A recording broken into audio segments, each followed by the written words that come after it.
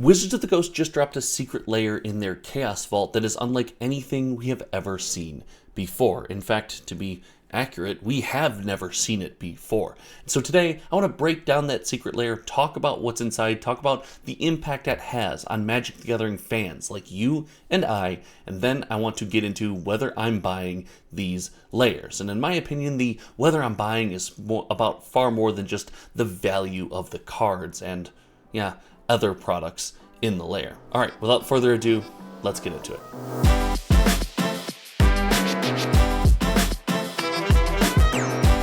If you like conversations like this, make sure you subscribe down below. Hit the like button on this video if you want to take it a step further. Join the channel membership to help support everything I do here. Big shout out to the channel members, and every click of that subscribe button helps a small channel like mine more than you can possibly imagine. But today, I am a little bit shocked. Wizards of the Coast has gone where they have never gone before with the new Secret Lair Chaos Vault Edition. Without further ado, not to drag this out into the deep end, let's pull it up and let's take a look. As we see here, there are two new layers. The featuring Deathbringer Galaxy Foil Edition and the Alien Aurora's Galaxy Foil Edition. They also come in a regular edition for $59.99 and $29.99 Galaxy Foil to regular. This is something that we have seen before. This is not outside of the box, and frankly, it doesn't really blow my mind. But on the next line, things get, in my opinion, interesting. We have here a upgrade to a commander deck. We have a commander deck coming out with the latest Magic the Gathering release, the release that we just saw pre-release for, and we have upgrades to that deck. That is right. Here we have the Commander Reinforcements Counterintelligence Galaxy Foil Bundle. This is meant to upgrade the Counterintelligence commander deck for Edge of Eternities. We see that this is the first line here: initiate upgrade protocol with the Commander Reinforcements Counterintelligence Galaxy Foil Bundle. This includes a Canonist, a Foundry Expector, a Goblin Engineer, Dance of the Manse, a very cool card in my opinion, and an Arcbound Ravager. Wow, take me straight back to my childhood. What a wild, wild world that was. We also see that we have the same thing. We'll click on the Galaxy Foil Bundle in the World Shaper deck, where we get a Reprocess, a Sylvan Safekeeper, a Zerent Orb, Aggressive Mining, and a Crucible of Worlds. That's right, a Crucible of Worlds in this upgrade package is pretty cool.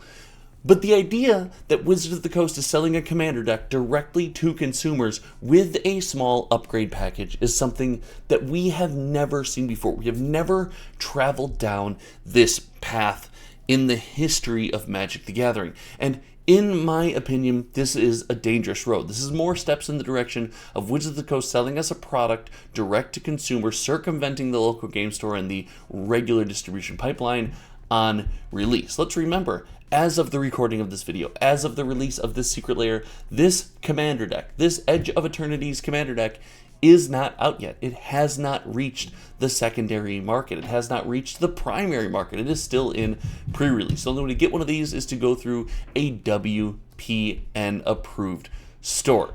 So buying this right now feels to me a bit weird. This is my initial reaction. This just dropped. As you can see, the layer is about to drop in 15 minutes, so it dropped 45 minutes ago.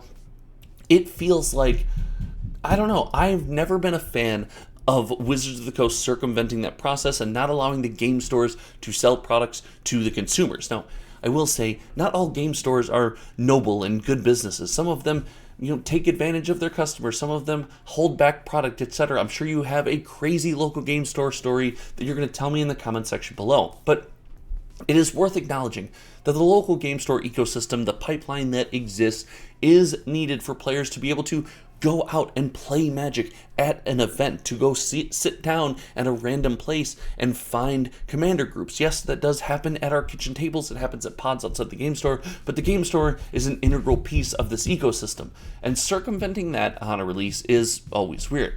But outside of that, the idea that they are adding upgrades to a commander deck that you can buy directly from Wizards of the Coast. So let's, again, call this what it is. You're buying the deck from Wizards of the Coast and the singles to upgrade the deck directly from Wizards of the Coast.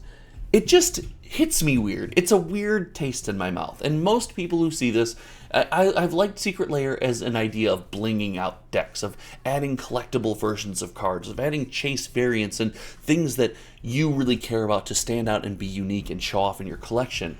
But an upgrade package is something that I think shouldn't exist. Tentatively, correct me if I'm wrong, comment section, but I don't like the fact that this exists and you're buying the singles directly from Wizards of the Coast.